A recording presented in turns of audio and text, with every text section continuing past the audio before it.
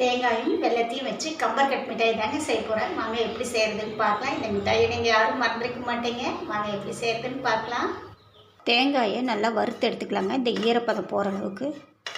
தேங்காய் நல்லா ட்ரை ஆயிடுச்சுங்க. 1 கப்பு தேங்காய்க்கு 1 கப்பு வெல்லம், இதுதான் அளவு. வெல்லத்தை நல்லா வடிகட்டி வச்சுக்கலாம்.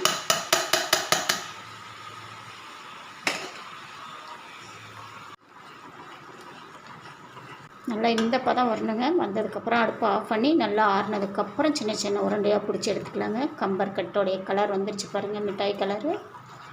இப்போ இது கொஞ்சம் நல்லா இன்னும் சூடாக இருக்குங்க. இன்னும் கொஞ்சம் சூடு ஆறணும். சூடாக தான் வெது வெதுன்னு இருக்கும்போது பிடிச்சிருங்க. இல்லைன்னா உருண்டை பிடிக்க முடியாது. தண்ணி கையில் தொட்டுட்டு உங்களுக்கு தேவையான அளவுக்கு உருட்டி எடுத்துடலாங்க. இதே மாதிரி உருண்டைகளை பிடிச்சிட்டு பார்க்கலாம்.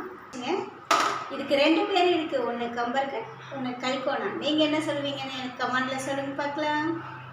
வாங்க எல்லாரும் மிட்டாய் சாப்பிடலாம்.